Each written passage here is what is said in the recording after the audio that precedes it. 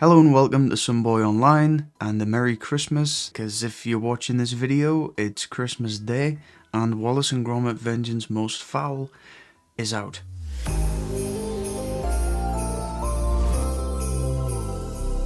But yeah, I got to see the film about a week early. Long story short, Aardman got in touch and were like, we would like you to see the film. And I was like, I would also like to see the film. And what came of that was this cinema showing, which was the only one in the Northeast. There is going to be spoilers in this review, so if you haven't seen the film, you can go and watch it now on BBC iPlayer in the UK. First off, I'm a bit just overwhelmed at the minute, and I've had to kind of process the film. I just saw it yesterday. We just got some drinks and popcorn and stuff, at which point a fan came up to us and was like, "It's you," literally, like the film. And we had a quick discussion about the channel and stuff before I went in, so that was cool. But yeah, immediate impressions of the film are that it doesn't feel like anything we've gotten before. I don't think it really feels like The Curse of the Were-Rabbit. To me, that's still kind of in its own league. I don't know if that's just nostalgia talking, because that was the film that I grew up with. But in looking back at it, I do think it is just more cinematic. And I think a lot of that's intentional. Were-Rabbit was a DreamWorks film, lots of American involvement, and it had a wide theatrical release. Whereas Vengeance is very different. It feels like a BBC film, which if anything makes it more suited to the kind of Christmas Day TV telly thing, its natural kind of habitat. Overall as well, I think the pace of it was very fast. At the beginning you have these kind of montages that set up things, and it really does feel like you've got a short film and stretched it out, as opposed to going for a feature film. And I don't think that's necessarily a bad thing, because a lot of people prefer the short films and how kind of contained they are. And this is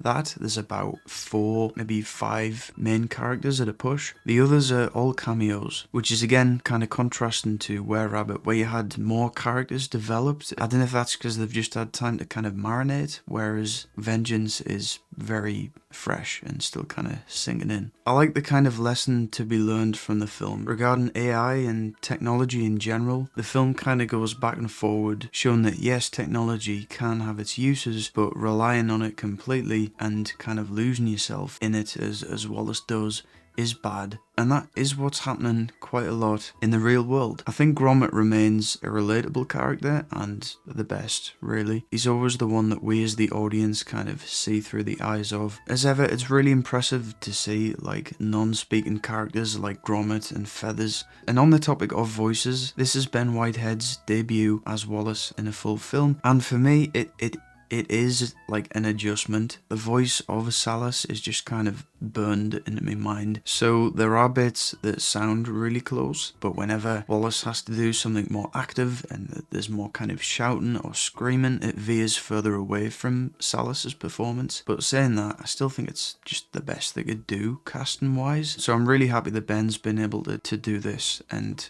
the majority of people just don't question it and don't notice, which again I think is the highest compliment you could hope to get. The film's comprised of a lot of puns and stuff like that. There'll be so many I've missed in the background and I'll have to look out for on a rewatch, but some of my favourites are probably like Ant and Dec. Like, it's such an obvious thing in hindsight, but that caught us off guard. And I think when Feathers is dressed as the nun towards the end of the film, that got some laughs as well. Yeah, the comedy surrounding Feathers and people's reaction to him, you get some characters that are just terrified of him in the same manner that the audience were. They mention his name a lot in the film, which is weird to hear because he was never previously like named vocally, it was just written down. But Feathers is kind of used sparingly, I think. He kind of appears and then disappears for a while, and he doesn't actually meet Wallace and Gromit until it seems like the very end. But I have to talk about PC Mac as portrayed by Peter Kay. That was one of the most exciting bits revealed before the film, because he was a character returning from Were-Rabbit and it's Peter Kay playing him, so it's a properly, full returning character. At the start of the film we get a flashback to after the wrong trousers when they caught Feathers, which is interesting interesting because at the end of Wrong Trousers, we just see Feathers kind of tied up and been dragged into the police station. And back then there was a kind of a lack of any other characters in Wallace and Gromit's world, which gave it this very secluded feeling. Some people like that, some people don't. I think the older films just sort of have that more cozy, cornered off feeling, like they're just their own kind of world. But what's interesting about this is when Wallace and Gromit turned Feathers in all those years ago, you hear the voice of PC Macintosh answer the phone. So he's kind of working into the plot in a really cool way. We get to see him before his appearance in Were Rabbit. You see him as a young police officer. You see him during the Were Rabbit era, and then the present day version with his grey mustache. It's like the perfect character for Peter to play, and he just does it perfectly because it comes so naturally, I think. And Lauren Patel's character of Mukherjee is probably like the only other main character, and is kind of set up as almost the prodigy of Macintosh by the end of the film. But either way, I'm just happy that we've got to see him in this fleshed out role, and is now enjoying his retirement. Now, if there was any particularly iconic part of the film, something that I think people will just relate to it, like every one of the films, I think you can sum up in like one word. You've got like the moon, the trousers, sheep, rabbit, baker, and this one is just gnome. So this is Nobot. It's the Funko Pop version of him, but he's a very prominent character and has some great moments in the film. The only thing that's kind of a shame, I thought, after seeing this, is that the reveal of Feathers happened in a trailer, and when Nobot turns nasty and the eyes go black, that happened in a trailer, and we got to see the return of the sidecar and the van all in the trailers. But yeah, Nobot as a character, you kind of dislike him at the start of the film, you're annoyed by him. He is, he represents the technology thing, and he's that wedge between Wallace and Gromit, much like Feathers was in The Wrong Trousers. Feathers' kind of hacking of Nobot was really cool and unexpected. Instead of just breaking out of jail, he had himself broken out by all of these gnomes, and we get the black eyes. Again, that really shocked us in the trailer, and it's a really just kind of chilling scene in the film. But the only kind of nitpick I have with that is that when we get the other gnomes, because Nobot constructs more of them, they all have the black eyes as well. Then they're just kind of running around in the daylight with these soulless eyes, and nobody seems to really question it. In the case of Wallace, I think that's intentional to show his obliviousness. You kind of become normalized to it, whilst those initial scenes in the darkness are really effective.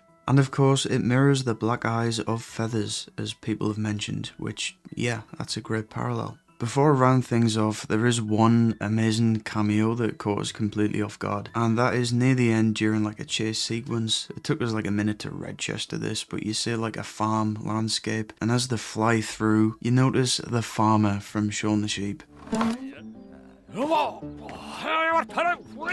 He's got his original voice by John Sparks, but that is a big deal because it connects the universes of the Shaun the Sheep series and Wallace and Gromit, which I previously thought were separate things. So yeah, we'll have to delve into what exactly that means in the future, but it was a really fun cameo to see. So the best part in this film, I think, is you've got that final confrontation between Gromit and Feathers McGraw on the canal boat, where Gromit is going to fall off. He passes Feathers the diamond. It's complete silence. All you hear is the kind of creaking of the boat, the bit of water, and Feathers' kind of light feet patting on it as he's about to jump off, and Gromit is left to presumably drop to his death, because earlier on in the film you get stuff like the hideous gnome song, and it feels maybe more so than the others geared towards a younger audience. I just kind of get that impression. It's rated a U, whereas Matter of Life and Death was at PG. But regardless of that, this final scene is,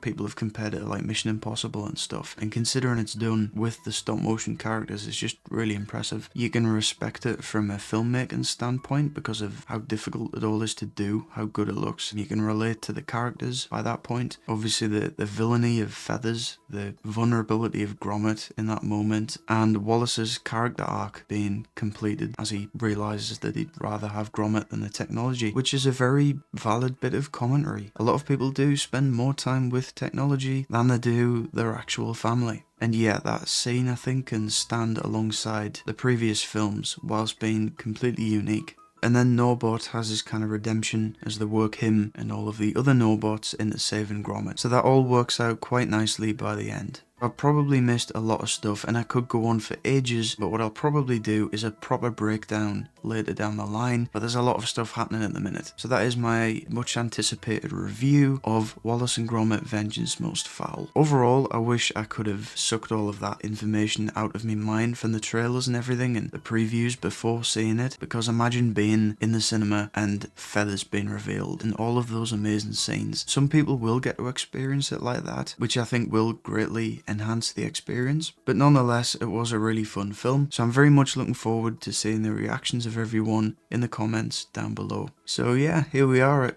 Christmas Day 2024, and that is crazy, but Vengeance Most Fowl is out. I really hope you enjoyed it, and there's a whole load of stuff still to come. Thanks for watching everyone, and I'll see you next time.